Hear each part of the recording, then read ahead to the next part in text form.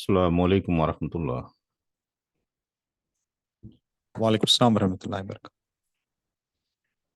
अल्हम्दुलिल्लाहि रब्बिल वालेकुम अस्सलाम। अल्हम्दुलिल्लाहि रब्बिल आलमीन वस्सलातु वस्सलामु अला रसूलिहिल अमीन। रब्बि इश्रह ली सदरी व यस्सिर ली अमरी वहलुल उक़दतम मिन लिसानी यफ़क़हू क़ौली। मुस्लिम इनहेरिटेंस का बैच नंबर 13 है। लेक्चर नंबर 6 है। क्वेश्चन नंबर 48 करना है। 47 तक हम डिस्कशन कर चुके हैं।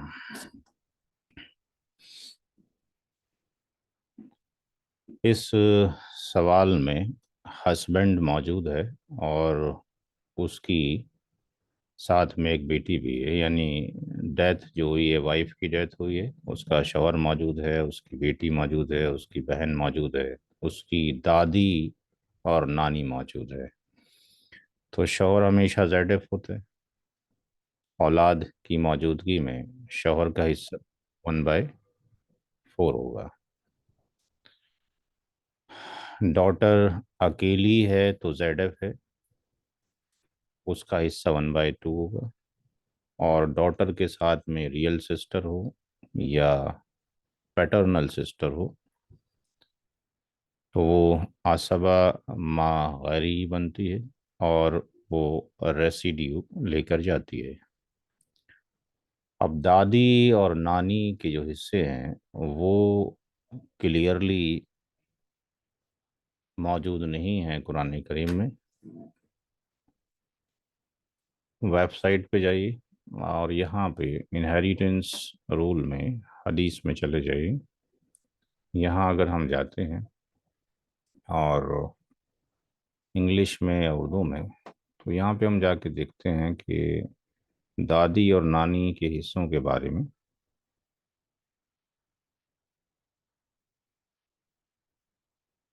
यहाँ पे कोई हदीस एग्जिस्ट करेगी।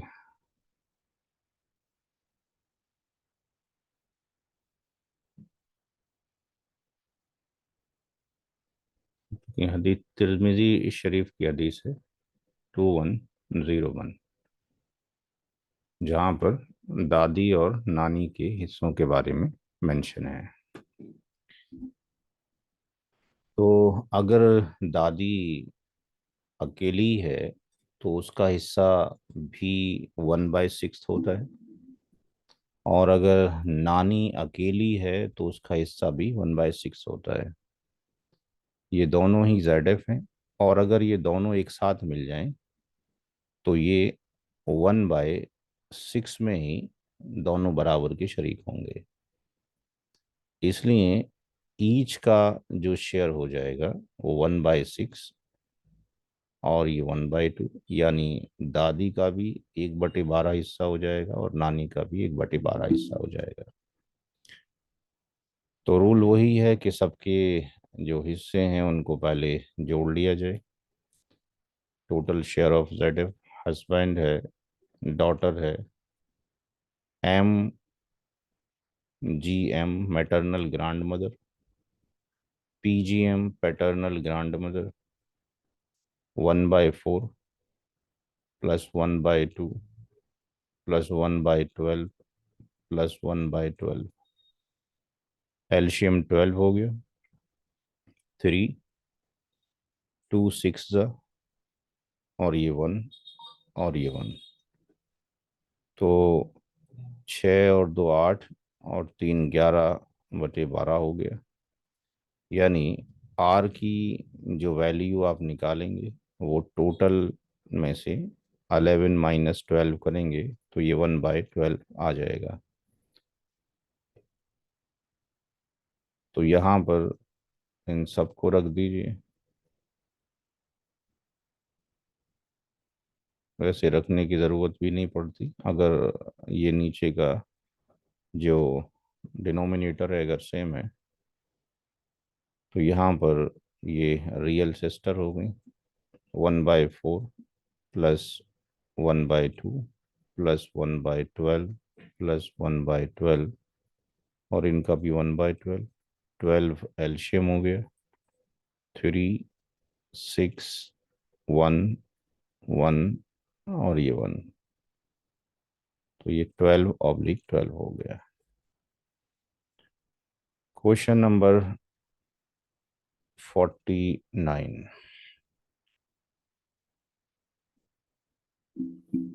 49 आप लोग कर लेंगे, क्योंकि दादी का हिस्सा भी पीछे डिस्कशन हो गया और नानी का हिस्सा भी हो गया। दादी अकेली है तब भी उसको 1/6 मिलेगा, नानी अकेली है तब भी उसको 1/6 मिलेगा, और अगर दोनों एक साथ जमा हो जाएं तब भी 1/6 में बराबर की शरीक होंगी।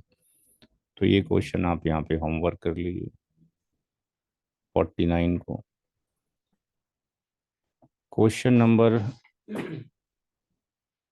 50 वैसा ही है जैसे वहाँ था, सिर्फ ये याद दिलाने के लिए कि पैटर्नल ग्रैंड मदर और मैटरनल ग्रैंड मदर अगर अलग अलग हो तो कैसे करेंगे। यहाँ पे डॉटर है और वहाँ पे ग्रैंड डॉटर थी, तो ये भी आप होमवर्क खुद कर सकते हैं, इसमें कोई नई चीज़ नहीं है, पीछे डिस्कशन कर लिया गया नानी का हिस्सा कितना है। 51 की तरफ चलते हैं। 51 में एक नया रूल है। 51 में एक नया रूल है। वाइफ हमेशा ZF होती है, मदर हमेशा ZF होती है, पैटर्नल ग्रांड मदर हमेशा ZF होती है, डॉटर अकेली है तो ZF होती है, डॉटर के साथ में पैटर्नल सिस्टर है, अकेली होती तो ZF होती, और इसके साथ है तो आसबा मागरी कैटेगरी AMG की कैटेगरी में आएगी। वाइफ का जो शेयर है औलाद मौजूद है, दैट्स वाई वाइफ का शेयर कितना हो जाएगा, 1/8 हो जाएगा।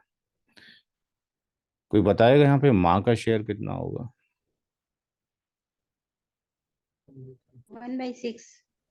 वन 1/6। One by 1/6। 1/6, चूंकि औलाद में बेटी मौजूद है। अगर ऐसा होता कि ये डॉटर ना होती तो माँ का हिस्सा कितना होता अभी। 1/4। 1/4। 1/3। 1/3। 1/3 होता अगर औलाद ना हो और बहन भाई में से कोई भी एक मौजूद हो। लेकिन अगर ये दो पैटर्नल सिस्टर हो जाती तो कितना बन जाता फिर, 1/6 हो जाता फिर। 1/6। डॉटर का हिस्सा 1/2 है, अकेली है। पैटर्नल सिस्टर को R जाएगा। Now the question is that कि पैटर्नल ग्रैंड मदर को क्या जाएगा। तो नो शेयर। नो शेयर, चाहे दादी हो या नानी हो, माँ की मौजूदगी में इसको हिस्सा नहीं जाएगा, क्योंकि माँ जो है नियरेस्ट है। No share due to mother. तो ये एक नया रूल है।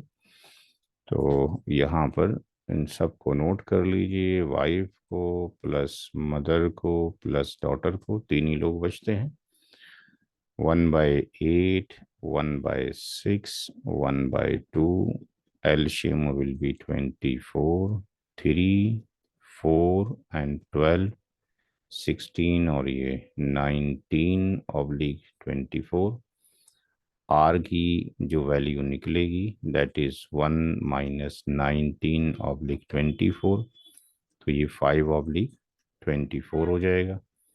फिर इन सब की वैल्यू को एक साथ रखा जा सकता है, mother plus daughter plus paternal sister, 1/8, 1/6, 1/2 and 5/24। 24 एल्शियम, 3, 4, 12 and 5, पूरी प्रॉपर्टी के 24 शेयर किए जाएंगे। 3 इससे माँ को, चाहे वाइफ को, 4 माँ को, 12 बेटी को और 5 पैटर्न सिस्टर को, या परसेंटेज वाइज आप डायरेक्टली यहीं से निकाल सकते हैं।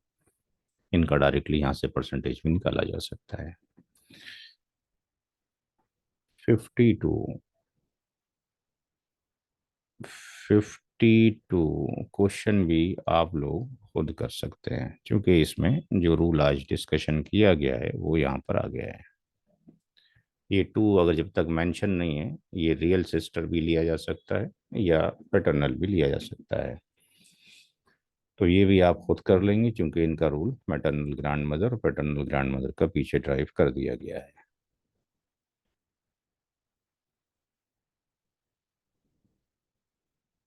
Question number 53। फादर की कैटेगरी क्या है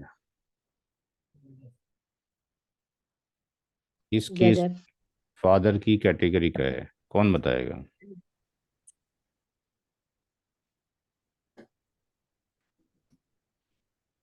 मरने वाले ने अपने पीछे अपने वालिद साहब को, अपने चाचा को और अपने भाई को छोड़ा है। एबीएन होगी। एबीएन होगी।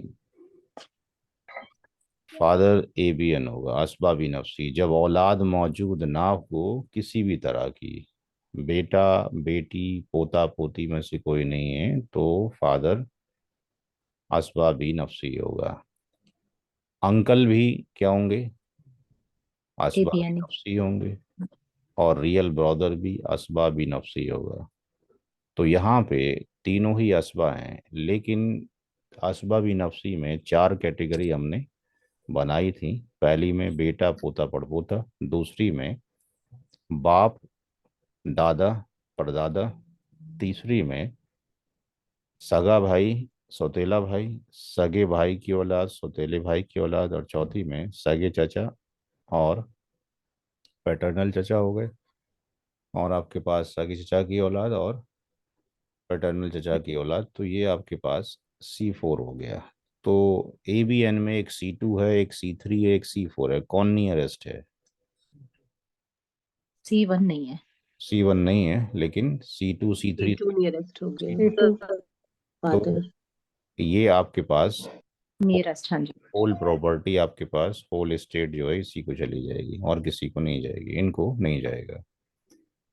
No share due to father. Father की वजह से इनको कोई हिस्सा नहीं जा रहा है। इस क्वेश्चन नंबर 54।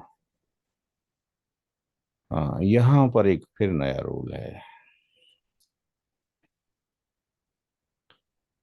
फादर जेडफ होंगे और साथ में कुछ और भी होंगे,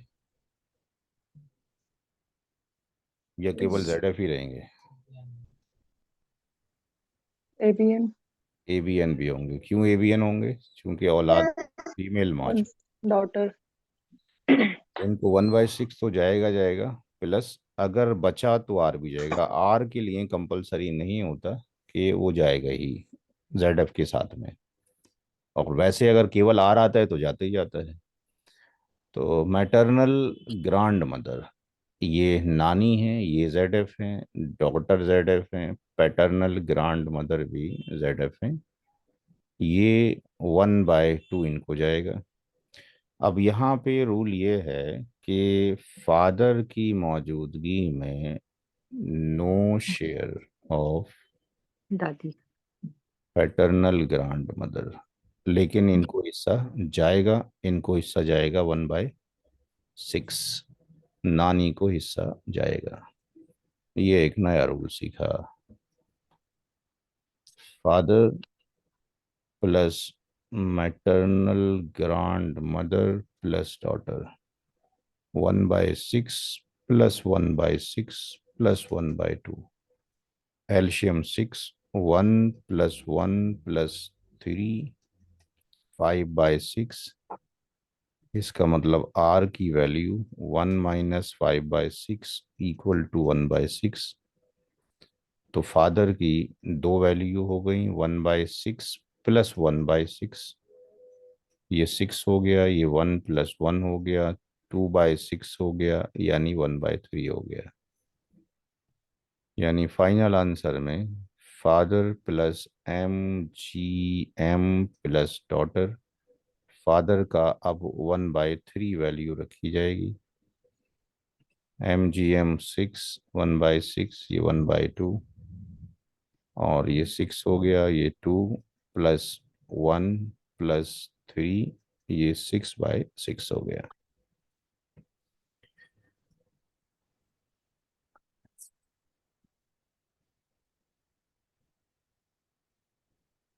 क्वेश्चन नंबर 55।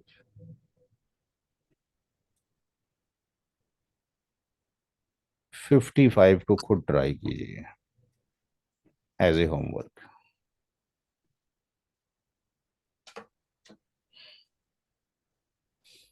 तो सर एक क्वेश्चन पूछ सकते जी हैं? जी फरमाए। पिछले क्वेश्चन में से जो क्वेश्चन नंबर 54 था, जिसमें हमने फादर को कहा कि ये ZF है और ABN है। हम्म। ZF तो ठीक है, फिक्स है, तो ABN वो जो चार कैटेगरीज हैं, लेकिन हमें कैसे पता चला कि इनको ABN यहाँ बनाना है? मतलब अगर औलाद हो इस औला, वजह से। औलाद में अगर हाँ जी, सन होता ठीक है। तो सन की कैटेगरी क्या आती? ABN C1। हाँ जी, ठीक है, C1 होती, तो फिर बिल्कुल। इसको इसको नहीं जाता C2 वाले को, ABNC2 है। अच्छा, ठीक है, सही सही सही। Sir, actually, ठीक। even I had the same ठीक। doubt. Hmm. Why is father not ZF in this case when there is no son? Why is he not ZF? ZF देखिए, यहाँ पर आपके पास जो कंडीशन है, सबसे पहले जाता है जबिल फरूज को, जिनके हिस्से फिक्स है, मुकर्रर है। मुकर्रर में वालिद साहब का 1/6 तो फिक्स्ड है औलाद की केस में। ये कहाँ पे लिखा हुआ है? 411 के अंदर। हम्म। और डॉटर जो है वो भी ZF है। तो अगर फादर को 1/6 देने के बाद, डॉटर को 1/6 देने के बाद, नानी को 1/6 देने के बाद रेसिड्यू बचता है, तो कौन लेकर जाएगा? क्या कोई दूसरा एग्जिस्ट करता है यहाँ पे? हमारे पास ABN के अंदर we have the 4 category. C1 के अंदर सन होता है, ग्रांड सन होता है। C2 के अंदर फादर होता है, ग्रांड फादर होता है। C3 के अंदर रियल ब्रदर होता है, पैटर्नल ब्रदर होता है। रियल ब्रदर की किड्स होते हैं, पैटर्नल ब्रदर की किड्स होते हैं। C4 के अंदर रियल अंकल होते हैं, फिर पैटर्नल अंकल होते हैं, रियल अंकल के किड्स होते हैं, और पैटर्नल अंकल के किड्स होते हैं। तो ZF को देने के बाद सही बुखारी की जो हदीस नंबर 63 है, ये वाला 6732, कि जिनके हिस्से फिक्स्ड हैं उनको दे दिया जाए, बाकी क्लोजेस्ट मेल रिलेटिव को दे दिया जाए। तो इसको ध्यान में रखते हुए स्कॉलर ने डिसाइड किया कि ये तो फादर तो ZF है, जिनके हिस्से मुकर्रर है कुरान करीम में, वो ZF है। अब ZF को देने के बाद अगर रेसिड्यू बचता है तो किसको जाएगा? वो जाएगा असबा बी नफ्सी को। तो क्या फादर असबा बी नफ्सी है? तो फादर ABN बनता है कहाँ पर? AC2 के अंदर। अगर यहाँ पे इस केस के अंदर सन एग्जिस्ट कर जाता, तो सन जो है ABN के अंदर C1 कैटेगरी में आता। तो फादर की मौजूदगी है, सन की मौजूदगी में, फिर इसको असबा ABN की जो वैल्यू मिलती है इसको, फादर को नहीं मिलती। वो क्या मिलती? 0। तो दैट्स वाई इसको हम क्या कहते हैं कि ये ZF रहेगा केवल सन की मौजूदगी में। इसको एज ए ABN की कैटेगरी में नहीं डाला जाएगा, तो इसको नहीं मिलेगा। ठीक है। Okay, so in the previous question where there was uncle and real brother, hmm. if there was a son present, then the father would have been ZF. Is that what it is? अगर यहाँ son होते तो father ZF होते. Father ZF होते, बिल्कुल ठीक है, 100% correct. Okay, जज़ाकल्लाह. तो उस केस में 1/6 था, that will go to the father in that case. या अगर फादर होते और सन होते, अंकल होते, ब्रदर होते, तो फादर को 1/6 जाता और R इसको चला जाता 5/6। ठीक है। Okay. ठीक है ना। क्वेश्चन नंबर 650 कितना था? अच्छा, ये तो 55 तो कर लेंगे। 56 में paternal grand father, paternal grand mother. हाँ, ये भी आप खुद कर लेंगे, मैं हिंट दे देता हूँ यहाँ पर। यहाँ पर ये दादी है, ये नानी है, और ये मैटरनल, हाँ ये दादा हैं आपके पास, और ये पर नानी है, मैटरनल ग्रेट ग्रैंड मदर। तो दो दादियां हो गई अगर यहाँ पर देखा जाए तो। ये नियरेस्ट दादी हो गई और ये उसके बाद वाली हो गई। जैसे कि मदर है, फिर आपके पास मैटरनल ग्रैंड मदर है, फिर आपके पास मैटरनल ग्रेट ग्रैंड मदर है। तो अगर ये तीनों एग्जिस्ट करते हैं आपके पास तो इनको नहीं जाएगा, केवल इसी को जाएगा। और अगर एम जी एम एग्जिस्ट करता है और M G G M exist करता है तो इसको जाएगा, इसको नहीं जाएगा। ठीक है। ऐसे ही यहाँ पर ये भी जो दादी मौजूद है यहाँ पे आपके पास, ये मदर है और ये P G M paternal grand mother, और एम जी जी एम। तो यहाँ पर अगर ये सारे एग्जिस्ट करते तो इसको इसको नहीं जाता। और यहाँ पर अब चूंकि ये पीजीएम मौजूद है और मैटरनल ग्रेट ग्रैंड मदर मौजूद है तो इसको जाएगा और इसको नहीं जाएगा। बाकी आप खुद सॉल्व कर सकते हैं। और यहाँ पे फिर पैटर्नल ग्रैंडफादर जो है ये फिर ये तो दादा, एबीएन होंगे। दादा को तो जाएगा, दादा हाँ जी, वो फिर एबीएन। दादा जेड एफ भी बनेंगे और एबीएन भी बनेंगे क्योंकि पेटीएम मौजूद है। ठीक है। अगर सन मौजूद होता तो दादा केवल जेड एफ बनते। हाँ, ठीक है।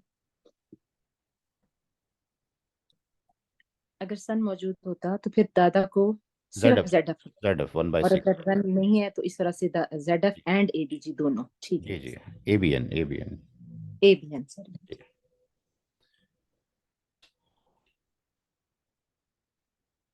इसमें भी कोई नया रूल नहीं है, आप लोग खुद ही कर लेंगे।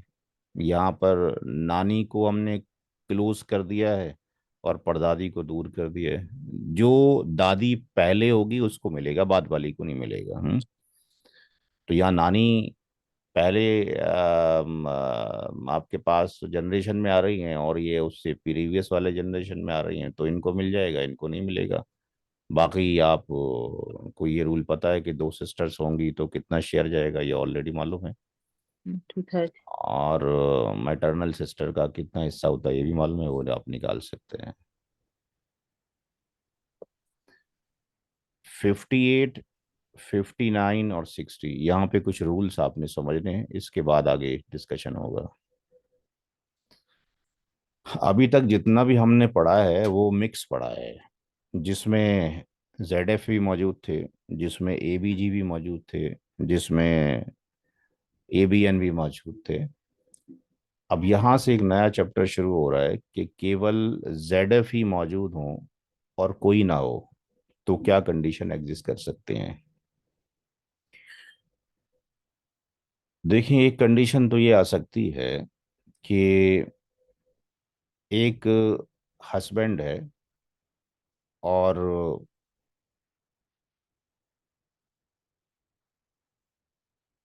एक रियल सिस्टर है।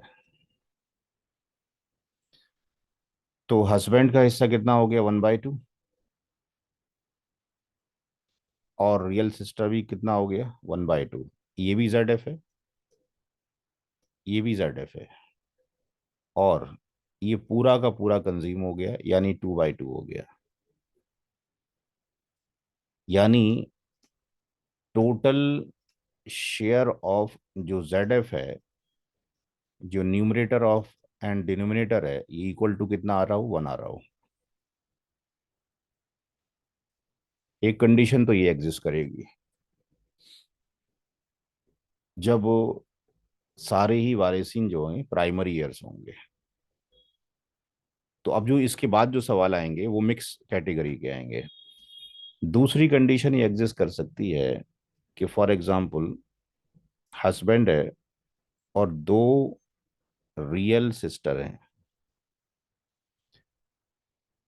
तो हस्बैंड का हिस्सा कितना होगा, औलाद नहीं है, 1/2। 1/2। और दो रियल सिस्टर का हिस्सा कितना होगा, 2/3 2/3। Equally distribute.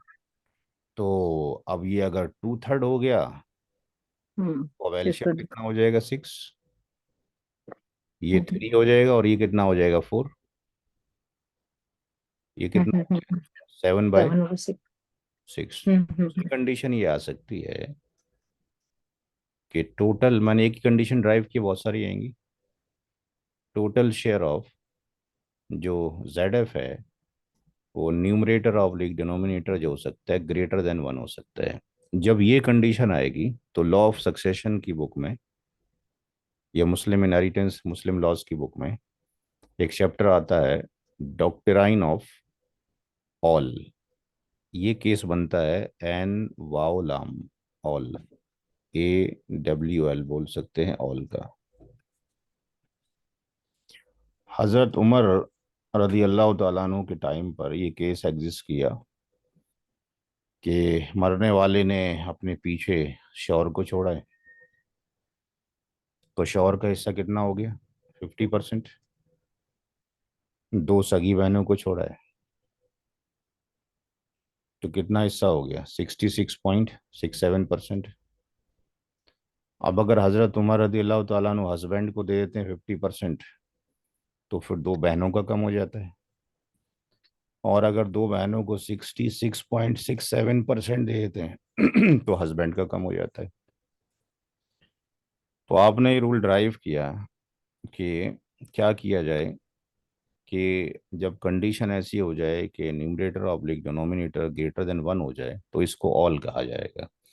ऑल के केस में आगे जब लास्ट हम क्लास करेंगे तो एक टॉपिक पढ़ेंगे, मैथमेटिकल कैलकुलेशन करेंगे, यहाँ पे परसेंटेज ऑफ डिक्रीज हो जाएगा, परसेंटेज ऑफ डिक्रीज हो जाएगा, हर एक का हिस्सा डिक्रीज हो जाएगा इक्वल प्रोपोर्शन में। तो यहाँ पे हस्बैंड का जो शेयर हो जाएगा 3 बाय कितना हो जाएगा? 7 हो जाएगा। और टू रियल सिस्टर का हिस्सा कितना हो जाएगा? 4/7 हो जाएगा। यानी इसको यहां पर ले आइए, यहाँ 7 कर दीजिए। दोनों का हिस्सा इक्वल रेशियो में ही रिड्यूस होगा, उसको मैथमेटिकली हम प्रूफ करेंगे।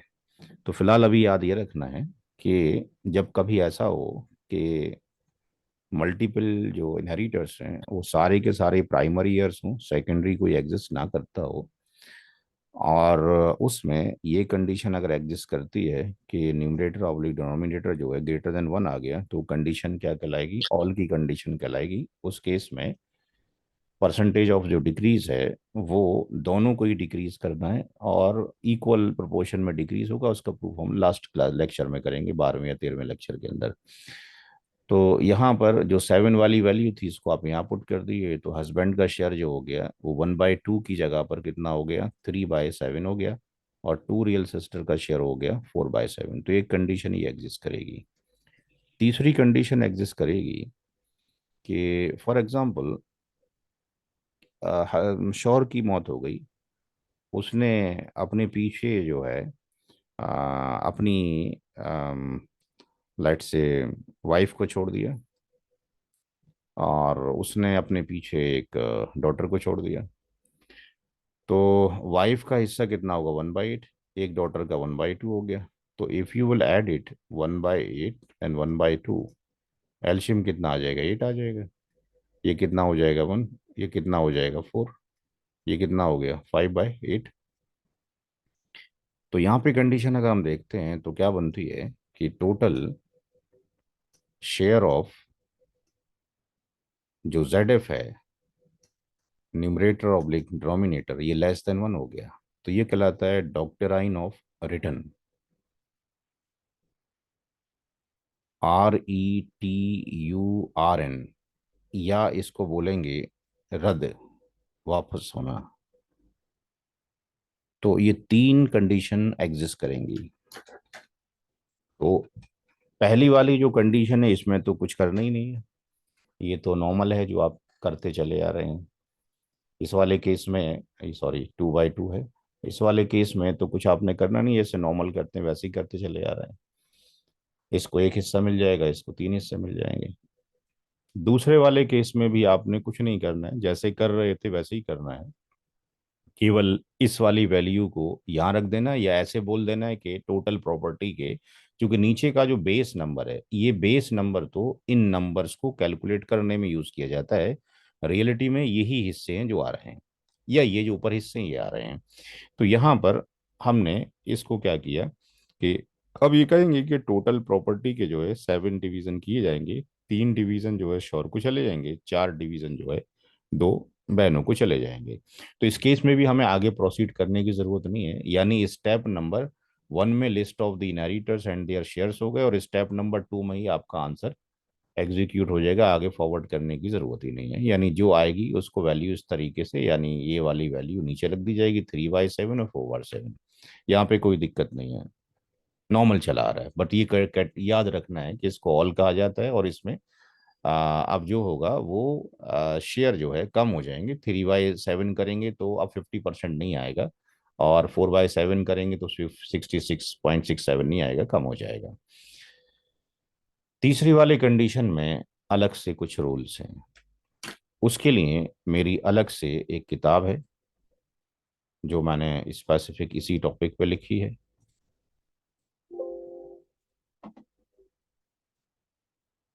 यहाँ पे मेरे प्रोफाइल में चले जाएंगे। यहाँ जाने के बाद एक बुक मिलेगी आपको जिसका नाम है रूल्स ऑफ रिटर्न। इस बुक के अंदर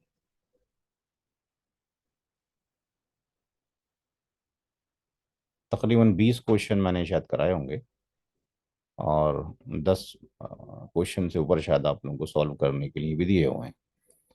तो इसके कुछ क्वेश्चंस मैं अभी कराऊंगा आपको उस सिलेबस में से, बाकी आप यहाँ से उसको ले सकते हैं। तो यहाँ पे मैंने 20 क्वेश्चन कराए हैं, और फिर कुछ क्वेश्चंस करने के लिए भी दिए हुए हैं। तो यहाँ पे पूरा प्रोसीजर है, स्टेप बाय स्टेप कैसे करना है कैसे नहीं करना है।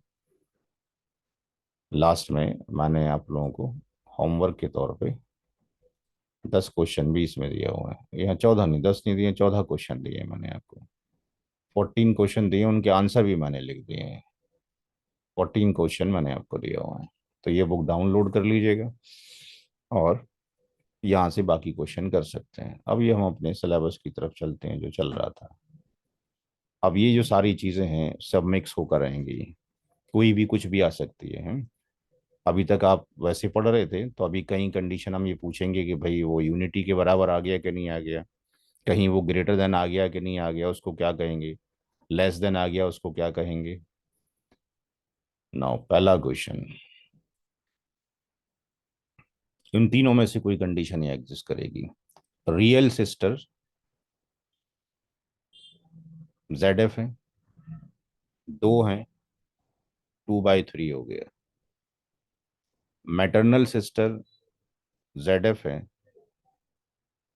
ये भी ZF है। 2 मैटरनल सिस्टर्स हैं, 1 मैटरनल ब्रदर है। इन तीनों को मिलाकर कितना जाएगा, 1/3। चाहे एक भाई हो मैटरनल, उसका 1/6, एक बहन हो उसका 1/6, जब कभी भी 2 मैटरनल ब्रदर या 2 मैटरनल सिस्टर या मेल और फीमेल दोनों मिल जाएं मैटरनल ब्रदर सिस्टर, तो 1/3 आ जाता है। तो अगर हम यहाँ पे देखते हैं तो यहाँ पर पहली कंडीशन हम चेक करेंगे क्या यहाँ पर इक्वल हो रहा है कि नहीं हो रहा है। तो यहाँ पर 2/3 प्लस 1/3, ये 3 हो गया, 2 + 1 3/3। तो ये बराबर 1 के आ गया। ना ये केस रद्द का है, रद्द के केस में कम होना चाहिए था, ना ही केस ऑल का है, ज्यादा का भी नहीं है। तो यहाँ पे हर एक जो रियल सिस्टर है, रियल सिस्टर, मैटरनल सिस्टर और मैटरनल ब्रदर, ये हर एक रियल सिस्टर का यहाँ 1/3 हो जाएगा। हर एक मैटरनल सिस्टर का कितना हो जाएगा, 3 लोग हैं, कितना हो जाएगा हर एक का, हर एक का कितना हो जाएगा, 1/9, क्योंकि ये आपके पास 3 है। 1/9, 1/9, 1/9, तो ये आपके पास 9 एल्शियम हो गया, 3 हो गया, 3 हो गया, ये 1 हो गया, ये 1 हो गया, 1 हो गया, यानी 9/9 हो गए। यानी 2 ही स्टेप में आपका काम तमाम हो जाएगा, कंप्लीट हो जाएगा। क्वेश्चन नंबर 62 पे चलते हैं। 62 वाला क्वेश्चन मैंने अभी आपको कराया है। ये कंडीशन ऑल की है या ग्रेटर है उसकी है। हस्बैंड का कितना है, 1/2, रियल सिस्टर 2/3। 2/3। तो जब कभी भी केवल ZF होंगे, तो पहले हम कंडीशन ये चेक करेंगे कि ये लेस देन आ रहा है, ग्रेटर देन आ रहा है, या बराबर आ रहा है। तो यहाँ पे 2/3 करते हैं, तो यहाँ पर ये 3 हो गया, और ये आपके पास सॉरी 6 हो गया, और ये 3 हो गया, और ये 4 हो गया, 7/6 हो गया। तो ये कंडीशन क्या हो गई? ऑल की कंडीशन, ग्रेटर देन 1 हो गई, यानी ये ऑल की कंडीशन हो गई। तो इस कंडीशन में हस्बैंड का हिस्सा कितना हो गया? 3/7 हो गया। टू रियल सिस्टर का हिस्सा 4/7 हो गया। आगे हम प्रोसीड कर ही नहीं सकते।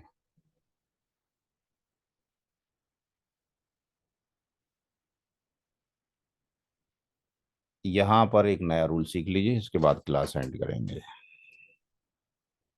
नहीं, अभी वक्त है, अभी वक्त मिलता है तो अभी और कर लेंगे।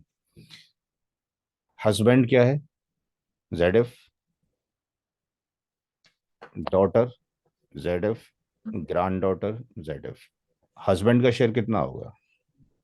1/4, 1/4 डॉटर कितना होगा? 1/2 1/2, ग्रैंड डॉटर 1 1/6। अगर दो ग्रैंड डॉटर होती तब भी 1/6 ही होता। अब यहां पर ये चेक कीजिए कि husband plus daughter plus grand daughter, husband का 1/4 है, डॉटर का 1/2 है, ग्रैंड डॉटर का 1/6 है। ये कितना हो जाएगा नीचे? 12 3 6 2, टोटल कितना हो गया? 11/12 less than 1। It's case of रद्द, रद्द। रिटर्न का केस हो गया। तो अब यहां पर दो रूल याद रखने हैं। जब कभी भी सारे इनहेरिटर्स ZF हों, प्राइमरी एयर्स हों, और उनका total share of ZF less than 1 हो जाए, numerator oblique denominator less than 1 हो जाए, तो ये कंडीशन रद्द की बन गई। बट अब जो 1/12 बचा है, R बच गया ना, R बचा यहां पर कितना? 1/12, 1 - 1/12 कितना बचा? 1/12 सॉरी, 1/12। तो ये 1/12 किसको जाएगा फिर? चूंकि हमारे पास ABN तो है ही नहीं, ना हमारे एक पास तो ABN की कैटेगरी है, ना हमारे पास ABG की कैटेगरी है, ना हमारे पास AMG की कैटेगरी, कोई भी कैटेगरी नहीं है, तो कहाँ जाएगा? स्टेट को जाएगा, हम्म। स्टेट को जाना चाहिए, पता नहीं। हाँ, तो इस केस में भी जो फैसला दिया वो हजरत उमर रदी अल्लाह तआला अन्हु के दौर में आया, और उन्होंने ये कहा कि हस्बैंड अगर एग्जिस्ट करता है, पहली कंडीशन ये, क्या ये लेस देन 1 है? Answer is yes. अगर हस्बैंड या वाइफ इन दोनों में से एग्जिस्ट करता है कोई, तो उनको 1/12 में से कोई भी हिस्सा नहीं जाएगा, यानी return will not be applicable to the husband and wife. तो अब इसको किस तरीके से प्रोसीड करना है वो देखिए। अकॉर्डिंग टू दी हजरत उमर क्या करना है? सबसे पहले हस्बैंड का शेयर अलग कर दीजिए।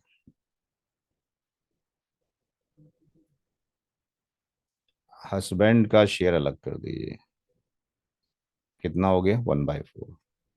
दूसरे नंबर पर जो R है वो कितना निकल कर आया? 1 - 1/4,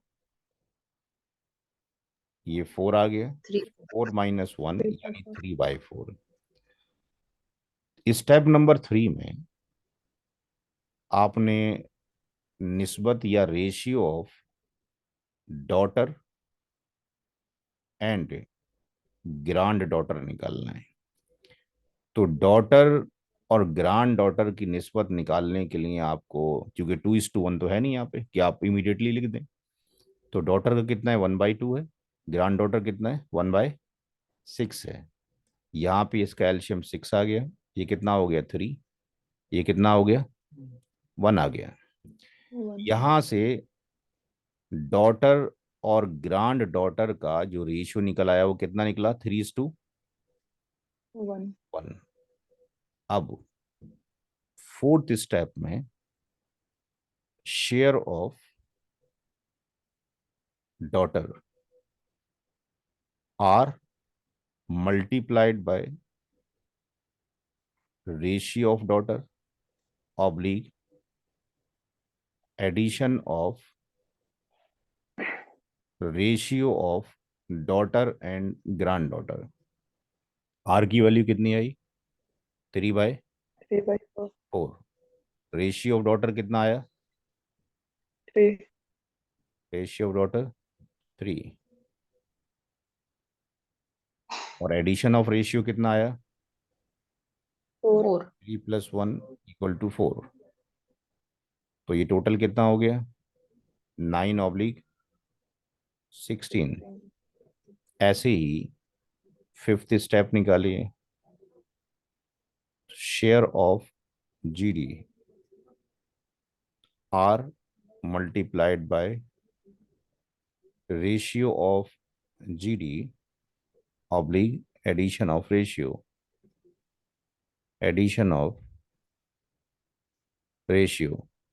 तो यहाँ पर 3/4 और ग्रैंड डॉटर का रेशियो कितना है 1 1।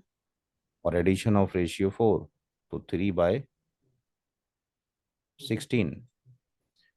स्टेप नंबर 5 हो गया। अच्छा इसको चलिए यहीं पर लिख देते हैं, दूसरा पेन का इस्तेमाल करते हैं।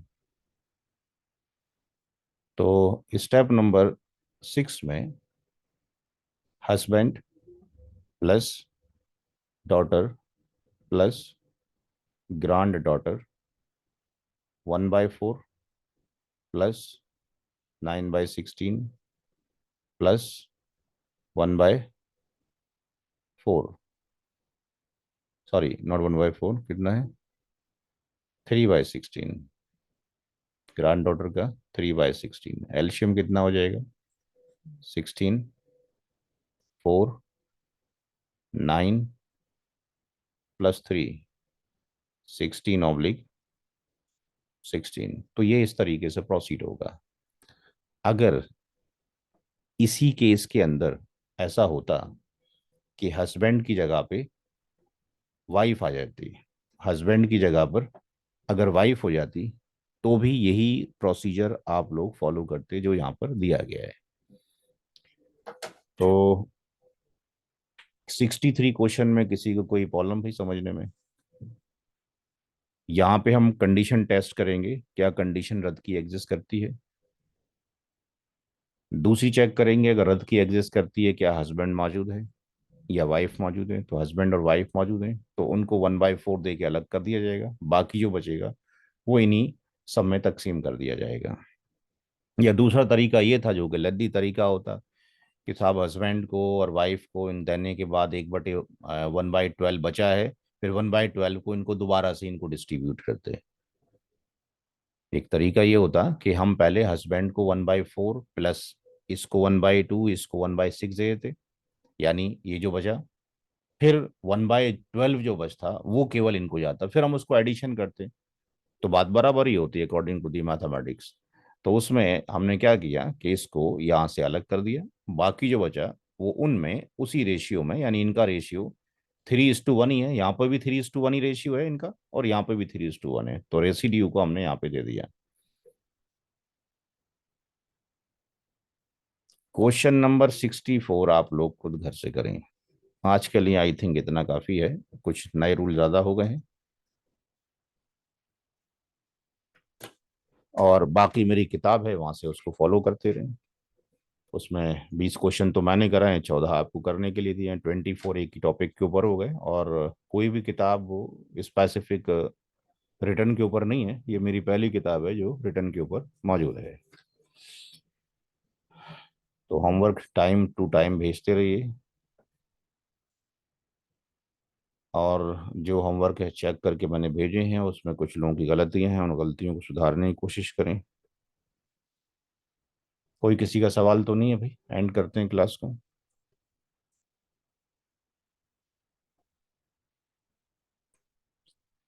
ठीक है, तो इंशाल्लाह अगले हफ्ते और क्लास होगी, उसके बाद आई थिंक रमज़ान शुरू हो ही जाएंगे। अस्सलाम वालेकुम वरहमतुल्लाहि वबरकातुहू।